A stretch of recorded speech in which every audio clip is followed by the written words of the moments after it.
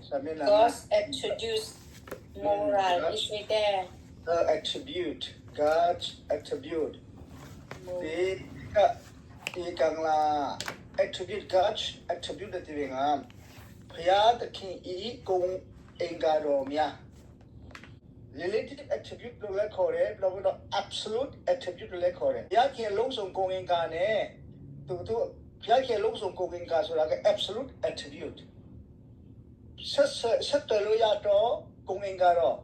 relative attribute ဒါက BTX မှာပြန်တင်တယ် MD မှာပြန်တင်တယ် absolute attribute ထဲမှာဆိုရင်တော့သူက spiritual within ဖြစ်တယ်ပြောင်းလဲတဲ့တော့ဘုရားဖြစ်တယ်ဆိုတာကတချို့တလေမှာတော့ပြန်ထည့်ထားတာဖြစ်တယ်သူရဲ့တမန်တရား truth တို့ love တို့ holiness နောက်ပြီးတော့ relative attribute ပါဆိုလို့ရှိရင်လည်း eternity တို့ immensity omniscient omnipotent omnipresent အဲ့ဒါတွေသိနေဘုရားခင်ကအရာခတ်တဲ့ကိုတည်လေအရာခတ်တဲ့တဆွနိုင်နေမတနိုင်တော့မရှိသူရဲ့ grace ဒီ mercy ဂျေဇုတော်သူရဲ့ကရုဏာတော် truth တမန်တရားဖြစ်ခြင်းအဲ့ဒါတွေအကြီးကကျွန်တော်တို့BTX course တို့မှာလည်းပဲဒီ absolute ဖက်မှာလည်းမတော်ဘဲနဲ့ moral စိတ်ပိုင်းကဏ္ဍဘုရားခင်ကဘယ်လိုမျိုးစိတ်ထားမျိုးလဲနော်ဘုရားရဲ့စိတ်နဲ့သဘောထားပုံစံဂုဏ်အင်္ဂါတော်များကိုကျွန်တော်တို့အဓိကတော့မှဖြစ်တယ်အဲ့ဒီဘုရားခင်ရဲ့ဒီဂုဏ်အင်္ဂါတော်များခဲမှာမှတချို့ theologian တွေကအများကြီးပြုစုထားတာတွေရှိတယ်အဲ့ဒီအထဲမှာကျွန်တော်တို့ကတော့အဓိကအဖြစ်ဘုရားရဲ့ဝိညာဉ်ဖြစ်မှုတွေပုဂ္ဂိုလ်ဖြစ်မှုတွေကြီးပန်းမှုတွေထာဝရဖြစ်ခြင်းတွေအဲ့ဒါတွေ theologian တယောက်နဲ့တယောက်ရဲ့ဒီဘယ်လိုပြောမလဲရေးသားမှုတွေမတူပါဘူးမတူဆိုတော့ဘာလို့မတူတယ်လဲဆိုလို့ရှိရင် theologian တွေကသူ့ရဲ့အမြင်ချင်းကိုအဓိကခွဲပြီးတော့မှအမျိုးမျိုးနဲ့ပြန်ပြီးတော့မှအနှစ်ဖွင့်တာဖြစ်တဲ့အတွက်ကြောင့်တယောက်နဲ့တယောက် theologian သမားရဲ့အမြင်တွေမတူပါဘူးဒါပေမဲ့ကျွန်တော်တို့ကအနိစ္စဆုံးဘုရားသခင်ရဲ့ဂုဏ်အင်္ဂါတော်နဲ့ပတ်သက်ပြီးတော့မှကျမ်းစာနဲ့အဓိကချေခံပြီးတော့မှကိုက်ညီမှုကိုပဲဒီနေ့တင်မှာဖြစ်တယ်ဆိုတော့ဘုရားသခင်ဂုဏ်အင်္ဂါတော်များတဲ့မှာမှကျွန်တော်တို့ဒီနှစ်ခုပဲဒီမှာဖော်ပြထားပါတယ်ဘုရားသခင်ရဲ့ moral စိတ်ပိုင်းကဏ္ဍမြင်လို့မရတဲ့ invisible moral မမြင်နိုင်တဲ့နှလုံးသားထဲမှာရှိနေတဲ့အပြင်မှာမျက်စိနဲ့ထင်ရမမြင်နိုင်တဲ့အရာကပါလဲဆိုရင် moral ပိုင်းเนาะ moral လို့ပြောတဲ့အခါမှာသူ့ရဲ့စိတ်လုံးကိုပြောတာစိတ်လုံးဘုရားရဲ့စိတ်နှလုံးအဲ့မှာနံပါတ်1ရပါလဲဆို holy တန်ရှင်းခြင်းเนาะဘုရားဟာတန်ရှင်းတဲ့ဘုရားဖြစ်တယ်ဖြောင့်မတ်တဲ့ဘုရားဖြစ်တယ်သူ့ရဲ့တန်ရှင်းခြင်းဟာလုံးဝတခြားလူတွေနဲ့မတူပါဘူးတခြားဘုရားတွေနဲ့မတူပါဘူးသူ့ရဲ့ယက်တီချက်မှာသူ့ရဲ့မျက်မှောက်တော်မှာ his present သူ့ရဲ့မျက်မှောက်တော်ထဲမှာသူ့ရဲ့ရှေ့မှောက်မှာဘယ်တော့မှဖြစ်ဆိုတာသူမရှိဘူး he had no sin ဆိုတာအပြစ်တောင်မသိဘူးလို့ပြောပါတယ်နော်အပြစ်မသိပဲအပြစ်မရှိဘဲနဲ့ငါတို့အတွက်အပြစ်ရှိစေတာပဲရှိပါတယ် when we look at Revelation chapter 4 verse 8 Isaiah 59 verse 1 through 2 Leviticus 11 verses 43 45 and Deuteronomy 23:14 Hebrews chapter 2 verse 4 Isaiah chapter 6 verse 3 Luke chapter 5:8 when we all read these verses we can see about God cannot be had in sin in his presence ဦးဆုံးနဲ့ထိမှဆုံးပြောရမယ်ဆိုလို့ရှိရင်မြင့်မြတ်ဆုံးအနေနဲ့ဦးဆုံးနဲ့မြင့်မြတ်ဆုံးအနေနဲ့ပြောရမယ်ဆိုရင်ဘုရားဟာတန်ရှင်းတယ်သူရဲ့မျက်မှောက်တော်ထဲမှာအပြစ်စလုံးမှာမရှိခဲ့ပါဘူးဘုရားသခင်ကမှန်ကန်တဲ့ဖြောင့်မတ်တဲ့အရာတစ်ခုကိုပဲသူလုပ်လေရှိတယ် God is righteous ဘုရားဟာဖြောင့်မတ်တဲ့145ခုမြောက်သောစာလပိုင်းရဲ့7မှာတွေ့ရပါမယ်အဲ့မှာ loving and doing only right ဘုရားကမှန်တယ်ဘုရားရဲ့ဖြောင့်မတ်ခြင်းတစ်ခုတည်းပဲဘုရားကချီးမြှင့်လို့တယ်ဆိုတာကိုတွေ့ရမယ်သူမေ့လျော့တယ်ဆိုတာမရှိဘူးဒီကြီးတဲ့ဘုရားဖြစ်ပါတယ်နောက်ပြီးတော့မှတရားနဲ့မှ29ခုမြောက်သောစာလပိုင်းငယ်1ကနေ4သူရဲ့သားသမီးများဟာ ရန်သူလက်ထက်ကနေအမြဲတမ်းကာကွယ်ပြီးတော့မှတာဝန်ယူတဲ့ဖရားဖြစ်ပါတယ်ဖရားသခင်ကသူ့ရဲ့သားသမီးများသူ့လူများအတွက်အမြဲတမ်းဂရုဏာတော်ကိုဂရုဏာတော်နဲ့မေတ္တာတော်အမြဲတမ်းပြတ်လည်းရှိတယ်အမြဲတမ်းကြွယ်ကလည်းရှိတယ်ဘာကြောင့်လဲဆိုတော့သူကဖြောင့်မတ်တယ်တန်ရှင်းတယ်ဒါကြောင့်မလို့သူ့ရဲ့ဂရုတော်လည်းမပြတ်ဘူးသူ့ရဲ့နှုတ်တော်ထွက်စကားပြောတယ်လို့ပြောတဲ့အတိုင်းလုပ်တယ်တာဝန်ယူတယ် Number 3 he is a judge he just Deuteronomy 32 verses 4ဖယားတဲ့ဟာမှန်ကန်တော့မတရားမျှတတော့ဖယားဖြစ်ပါတယ်တရားအများတော့ဖယားဖြစ်ပါတယ်ဒါကြောင့်မလို့ဖယားသခင်ကလည်းတရားစင်တဲ့ခါမှာသူ့ရဲ့ဖြောင့်မတ်ခြင်းအစစ်အတန်းပေါ်မှာနော်သူ့ရဲ့ဖြောင့်မတ်ခြင်းအစစ်အတန်းပေါ်မှာပဲသူကဆုံးဖြတ်ပြီးတော့မှတရားမျှတစွာတရားစင်လည်းရှိပါတယ်လူတွေကတော့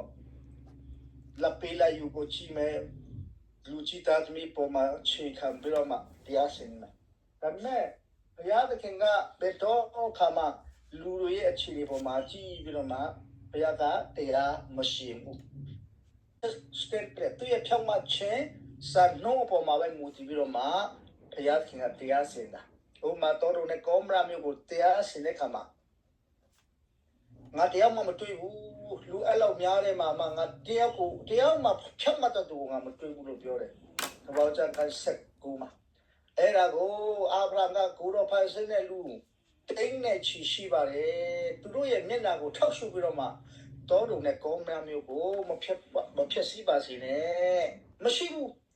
ကိုရော90လောက်တော့ရှိမှာပါ90ရဲ့မျက်နှာကိုထောက်ပြီးတော့မှတရားမစင်ပါနဲ့90လည်းမရှိဘူး30လည်းမရှိဘူး20လည်းမရှိဘူး9ယောက်လောက်တော့ရှိမှာပါ9ယောက်လည်းမရှိဘူးမြို့ပဝန်းကျင်မှာ9မျိုးကိုတရားစင်မှုဘုရားကနော်9မျိုးကျွန်တော်ဂျုတ်အခါတိမှာကြည့်တဲ့ခါမှာ9မျိုးလို့ပြောပါတယ်နော်9မျိုးရှိပါတယ်ကျွန်တော်ကြားစားထဲမှာမှတ်တမ်းတင်တာကြတော့တောဘုံနဲ့ကောမရာမျိုးရဲ့မြို့နှစ်ခုပဲမှတ်တမ်းတင်ပြီးတော့မှပဝန်းကျင်ဆိုပြီးပါတယ်ဒါပေမဲ့တကယ်တမ်းကိုအဲ့မှာ9မျိုးရှိတယ်တောဘုံနဲ့ကောမရာမြို့ရဲ့ပဝန်းကျင်ဟာ3မျိုးအကူပါသေးတယ်9မျိုးကိုတရားစင်နဲ့ဘယ်သူမျက်နှာကိုမှမထောက်ဘူးတဲ့ဒါကြောင့်ဘုရားကတရားစင်လိုက်တာဘုရားတရားစင်ခြင်းမှာဘယ်သူမှသွားပြီးတော့မှစွတ်ဖက်လို့လည်းမရဘူးဘယ်သူမှသွားပြီးတော့မှတောင်းပန်လို့လည်းမရဘူးဘုရားသခင်ကသူ့ရဲ့စံနှုန်းအပေါ်မှာသူအမြဲတမ်းတရားစင်တော့ဘုရားဖြစ်ပါတယ်ဒါကြောင့်ကျွန်တော်တို့ပေတရုရစာဆောင်ထဲမှာဆိုလို့ရှိရင်ပေတရုဒုတိယစာဆောင်အခန်းကြီးနဲ့အပိုင်းငယ်လေးမှာအကြောင်းမူကပြစ်မှားသောကောင်းကင်တမန်တို့ကိုဘုရားသခင်နှမျောတော်မူငရဲထဲမှာချလိုက်ပြီးမှစစ်ကြောစင်ခြင်းအလုံးမှာချုပ်ထား၍မောင်မိုက်တန်ကျိုးနဲ့ချီနှောင်တော်မူ၏ပြောချင်တာကဘုရားကတရားမြတ်တဲ့ဘုရားဖြစ်တယ်တရားစင်တဲ့ခါမှာဆိုရင်သူ့ရဲ့စံနှုန်းအပေါ်မှာသူ့ရဲ့ဖြောင့်မတ်ခြင်းစံနှုန်းအပေါ်မှာပဲဘုရားကတရားစင်လက်ရှိပါတယ်ဘသူမျက်နှာပေါ်မှာမထောက်ပါဘူးဒါကြောင့်ဘုရားဟာဖြောင့်မတ်တော်ဘုရားတရားစင်ခြင်းမှုမှာလည်းပဲဖြောင့်မတ်နိုင်တော့ဘုရားဖြစ်တယ်ဆက်ခုမြတ်တော်စာပိုင်းငယ်လေးကနေခုနှစ်ထိကြည့်တဲ့အခါမှာဘုရားကသူတရားစင်တဲ့အခါမှာသို့တော်သူကိုလည်းတရားစင်နေဖြစ်တယ်ဘုရားတည်တတ်ရှင်တော်ဘိမန်တော်၌ရှိတော်မူ၏ထာဝရဘုရား၏ပလင်တော်သည်ကောင်းကင်ဘုံ၌တည်မျက်စိတော်သည်ကြည့်ရှု၍မျက်ခမ်းတော်တို့သည်လူသားတို့ကိုစစ်ကြောတော်မူ၏ပြောချင်တာကဘာလဲဆိုလို့ရှိရင်ဘုရားကမတရားတာကိုစီဒဏ်ချတယ်ဖြစ်တယ်ခံရတယ်တရားတစ်ဖြစ်ပြုတော်မူသောထာဝရဘုရားသည်တရားတော်မှုကိုဖြစ်တဲ့၍တဘောဖြောင်းတော်သူကိုမျက်နှာပြုတော်မူ၏ဆက်ခုမြောက်သောဆရာပိုင်းငယ်လေးကနေခုနမှာတွေ့ရပါလိမ့်မယ်နော်ယောဟန်ပရမစာဆောင်ခိုက်တဲ့ပိုင်းငယ်ကိုမှာနော်ကျွန်တော်တို့အပြစ်ဒီကိုပြန်ဝင်ချတောင်းပန်တယ်အဲ့ဒီမှာ present continuous tense ဆိုတာသုံးတယ်ကျွန်တော်တို့sinful nature အပြစ်နဲ့ပြည့်ညက်နေတဲ့ခန္ဓာကိုယ်ဖြစ်တဲ့အတွက်ကြောင့်နေ့စဉ်နဲ့များကျွန်တော်တို့ပြစ်မှားနိုင်တယ်မှားယူနိုင်တယ်လူစရိုက်အောက်မှာသက်ရှင်လို့အဲ့ဒီအချိန်မှာကျွန်တော်နေ့တိုင်းကျွန်တော်တို့ဘုရားကိုဝ ဝန်ချတောင်းပန်ရမယ်နောင်တရဖို့လိုပါတယ်အဲ့ဒါဘာလို့ဘာအတွက်လဲဆိုတော့ခွလွတ်ခြင်းအတွက်နေစနေမြတ်ကျွန်တော်တို့ရဲ့ပြုရပေါ်မှာခွလွတ်တာဖြစ်တယ်ဒါကြောင့်မလို့ကျွန်တော်တို့ဖို့လေကောင်းကင်မာလေးရတော့ဘယ်မှာထိုင်ပြီးတော့မှဆူတောင်းပေးနေတာဒီရအတွက်ဒါ original symptom ဟုတ်တော့ဘယ်နှုန်းကလုတ်ခဲမှုရဖြစ်တော့ကလောကရဲ့အမှုပြီးပြီခုလက်ရှိကျွန်တော်တို့ဘုရားသားသမီးများဘုရားနဲ့မိတ္တဟာရဖွဲ့ဖို့ရအတွက်ဘုရားနဲ့အမြဲတမ်းအစဉ်မပြည့်ဘယ်လိုပြောမလဲဆိုတော့အတူနေစနေမြတ်အသက်ရှင်ခြင်းမှုမှာဝန်ချတောင်းပါလို့ရှင်ဘုရားခွင့်တဲ့ဘာကြောင့်နံပါတ် C in the rewarding of the righteous ဒုတိယအနေနဲ့ကျွန်တော်တို့ဖြောင့်မတ်တော်သူတနည်းအားဖြင့်ဘုရားလူတော်ရဲ့အသက်ရှင်တော်သူကိုလည်းပဲဘုရားသခင်ကကျွန်တော်ကိုဆုလက်တရဖူလဲပေးအောင်မှာဖြစ်ပါတယ်ဘုရားရဲ့စတဲ့ပေါ်မှာအသက်ရှင်တော်သူလည်းပဲဘုရားသခင်ကဆက်လက်ပြီးတော့မှကျွန်တော်တို့ကိုဆုနော် the reward ဆက်ပြီးတော့မှဘုရားကပေးအောင်မှာဖြစ်ပါတယ်ဒါကြောင့်ဒီပြေအခန်းကြီး6အပိုင်းငယ်တစ်ဆယ်မှာဘလို့ရေးထားတယ်ဆိုတော့အကြောင်းမူကတင်တို့ဒီတန်ရှင်းသူတို့ကိုအထက်ကလုတ်ကျွေးတီတာမကယခုပေလုတ်ကျွေးချီအမှုကို၎င်းထိုတို့ပြုသောအဖြစ်နာမတော်ကိုထောက်၍ပြတော်မေတ္တာကို၎င်းဖယားသခင်မေလျော့တီတိုင်အောင်အဓမ္မအမှုကိုပြုတော်မူသည်မဟုတ်ပြောချင်တာကဒီပြခန်းကြီး6ပိုင်းငယ်တစ်ဆယ်မှာတင်တို့ဟာတဲ့ဖယားရဲ့နာမအားဖြင့်မေတ္တာပြပြီးတော့မှနော်တန်ရှင်းတော်သူတို့လို့ပြောပါတယ်ဖယားရဲ့လူတွေဖယားသခင်မှုတော်မြတ်မှာလုတ်ဆောင်ရမှာကျွေးမွေးတဲ့အရာအားလုံးဟာဖယားကဘယ်တော့မှမိလျော်တဲ့ဖယားမဟုတ်ပါဘူးဒီလိုကောင်းကြည့်ပြီးမှခကြီးတော်တိုင်းပြန်လဲပြီးတော့မှဖယားသခင်ကအဆုချမှာဖြစ်တဲ့ rewarding ပြန်ကောင်းကြည့်ပြီးမယ်ဖယားသခင်ခိုးလုံရဖြစ်တဲ့ဒုက္ခရောက်တဲ့ခါမှာသူပြင်မဆာတယ်ဒါပေမဲ့မဆာချင်မခံရဘူး attribute ဖယားကုံအင်္ဂါတော်တဲ့မှာ second loving ချစ်ချင်းမတာဖြစ်တယ် God is also loving ဖယားရှင်ကချစ်ချင်းမတာဖြစ်တဲ့အတွက်ကြောင့်သူဖန်ဆင်းတဲ့အရာအလုံးဟာဖယားသခင်ရဲ့ချစ်ချင်းမတာတရားမှုရှိတယ်ဖယားသခင်ရဲ့တရားမျှတခြင်းနဲ့တရားရဲ့ဖြောင့်မတ်ခြင်းအပေါ်မှာပဲသူတရားစင်တယ်ဘယ်တော့ကမှသူ့ရဲ့မေတ္တာတော်ကသူ့ရဲ့ကရုဏာတော်ကသူ့ရဲ့ holiness နဲ့သူ့ရဲ့ justice ကိုမကျော်လွန်နိုင်ဘူးဥပမာကျွန်တော်ရဲ့သားနော်တားတော့ချစ်တယ်ဘသူကကိုသားသမီးကိုမုန်းတဲ့သူမရှိဘူးဒါပေမဲ့တနည်းမှာစကားထားမထောင်ဘူးစကားလုံးမနာမထောင်ဘူးနာမထောင်တဲ့အတွက်ကြောင့်သူ့ကိုလုတ်ချောင်းနဲ့ရိုက်တယ်ရိုက်စိတ်ဆိုးတာလည်းပါတယ်သူ့ရဲ့နာမထောင်တာလည်းပါတယ်သူ့ဖြစ်ကိုသူခံတာလည်းပါတယ်ရိုက်တယ်ဒါပေမဲ့ကျွန်တော်တို့ကနောင်တပြန်ရိုက်တာဟာငါရိုက်တာမှားပြီသူများဖြစ်စီခိုးလို့ငါရိုက်တာမှားပြီနောင်တဖယားမှာတော့အဲ့လိုမရှိဘူးဟာဖယားကတော့ကျွန်တော်တို့သားသမီးအနေနဲ့ချစ်တယ်သူ့ရဲ့တရားတော်နဲ့ညီဖန်ဆင်းလို့ကျွန်တော်ကိုချစ်တယ်သို့တော့ချစ်တာတော့ချစ်ပေမဲ့သူ့ရဲ့ holiness and justice တရားမျှတခြင်းနဲ့ဖြောင့်မတ်ခြင်းကိုတော့ဘယ်တော့မှသူမကျော်လွန်နိုင်ဘူး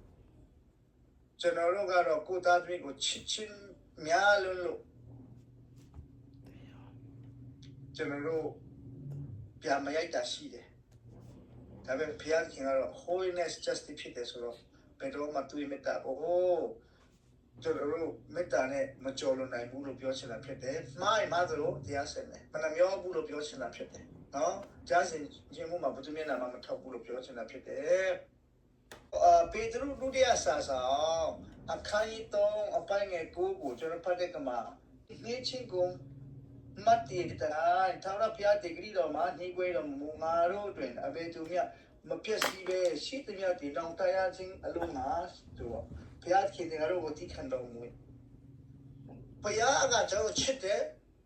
ဖြောင့်မတ်ခြင်းတရားမျှတခြင်းတရားကတော့ဘယ်တော့မှကျွန်တော်ကိုခွင့်မလုပ်ဘူးအဲ့ဒါကြောင့်ကျွန်တော်တို့ရဲ့နောင်တရခြင်း ခုန holiness နဲ့ justice and standard အထက်မှာဘုံဝင်သွားအောင်သူရဲ့ချစ်ချင်းမေတ္တာကကျွန်တော်တို့ကအမြဲတမ်းတွေးဆောင်မှာဖြစ်တယ် Number 1 is to provide redemption from sin အပြစ်ကနေပြန်လွတ်မြောက်လာနိုင်ဖို့အတွက်ကိုဘုရားကနိလန်ပြင်ဆင်ပေးတယ်ထောက်ပံ့ပေးတယ်ယူနိုပြန်ခဲ့တဲ့ဘုရား Number 2 he is long suffering to the unsafe အဲ့ဒါကြောင့်ဘုရားကစိတ်ရှိလက်ရှိမပြောင်းလဲသူကိုပြောင်းလဲလာဖို့အတွက်ကိုစိတ်ရှိလက်ရှိစောင့်ဆိုင်နေတာဖြစ်တယ်ဒီနေ့ချိန်မှာဘယ်တော့ပြောင်းလဲလာမလဲပြောင်းလဲလာဖို့အတွက်ကိုနှောင့်တရလာဖို့အတွက်ကိုဘုရားဖက်ကိုပြန်လှည့်လာဖို့ပျောက်တော့သားခဲ့သူနှောင့်တရပြီးဘုရားစီပြန်လှည့်လာမယ့်အချိန်ကိုဘုရားက long suffering စိတ်ရှိလက်ရှိနဲ့ဒီခံနေတာဖြစ်တယ်စောင့်ဆိုင်နေတာဖြစ်ပါ၏တော့ he is merciful to us ဘုရားတကယ်ခယူနာတော်ဟာကျွန်တော်တို့ပုံမှာအမြဲတမ်းတက်ရောက်တဲ့အတွက်ကြောင့်ကျွန်တော်တို့ထိုက်တန်သောပြစ်ဒဏ်စင်ခြင်းကိုမပေးဘူးကျွန်တော်ထိုက်တန်တာကဘယ်မှာလဲငါရေဘုရားရဲ့ခြေသူတော်ကကျွန်တော်ပုံမှာပူရှတဲ့အတွက်ကြောင့်ဘုရားရဲ့ခြေသူတော်ကကျွန်တော်ပုံမှာပြည့်ရှတဲ့အတွက်ကြောင့်မထိုက်တန်သောနေရာမှာကျွန်တော်တို့ကိုတွတ်တွတ်နာဖြစ်တယ်ဒါကြောင့် Ephesians chapter 2 verse 4မှာမထိုက်တန်သောအရာကနေကျွန်တော်တို့ကိုကျေးဇူးလားထိုက်တန်သောနေရာကိုဘုရားကတွားခွင့်မပေးပါဘူးတနည်းအားဖြင့်ပါလေ salvation ကဲတင်ရှိရမှာပြပါလေနေ့စဉ် for the Christian life နေ့စဉ်ခရစ်ယာန် God's person စာမျက်နှာ6 God's person God's person ဆိုတာကဘုရားသခင်ဒီပုဂ္ဂိုလ်ဖြစ်ဘုရားရဲ့ပုဂ္ဂိုလ်ဖြစ်ခြင်းကြောင့်ဆိုတော့ပုဂ္ဂိုလ်သုံးပါးအနေနဲ့ဘုရားရှင်ဟာattention နဲ့ဖြစ်တယ်တနည်းအားဖြင့်ဘုရားဖြစ်တယ်သုံးပါးတဆူအနေနဲ့နော်ပုဂ္ဂိုလ်ဖြစ်လို့ခါစားချက်ရှိတာပုဂ္ဂိုလ်ဖြစ်လို့ဒါကျွန်တော်ကိုယ်ကိုယ်နိုင်တာပုဂ္ဂိုလ်ဖြစ်လို့ဒါလေကျွန်တော်ဆက်သွယ်လို့ရတာသဘောတရားက God is a person ဘုရားဟာပုဂ္ဂိုလ်ဖြစ်ပါတယ်